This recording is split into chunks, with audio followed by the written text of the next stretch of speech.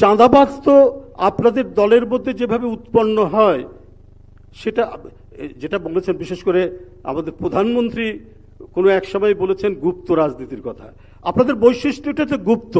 আপনাদের এই গুপ্ত রাজনীতির মধ্যে চাঁদাবাজ আছে, দখলবাজ আছে, সবাই আছে।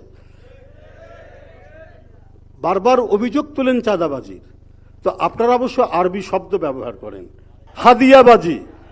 হাদিয়াবাজি আর ইয়ানাতবাজি, এটাতে কে শ্রেষ্ঠ পারঙ্গম ভাই?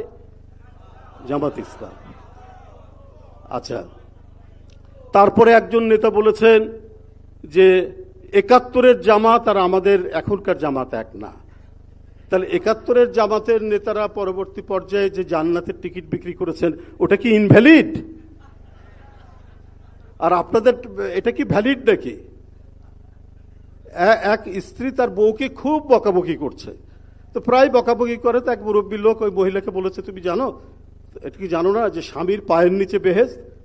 তো বলছে, মুরব্বী আমার এর আগে তো 2টা স্বামীকে ছেড়ে এসেছি, তো কোন স্বামীর বেহেশত? এখন ওরা যে জান্নাতের টিকিট বিক্রি করছে ওইটা ভ্যালিড না আপনাদেরটা ভ্যালিড?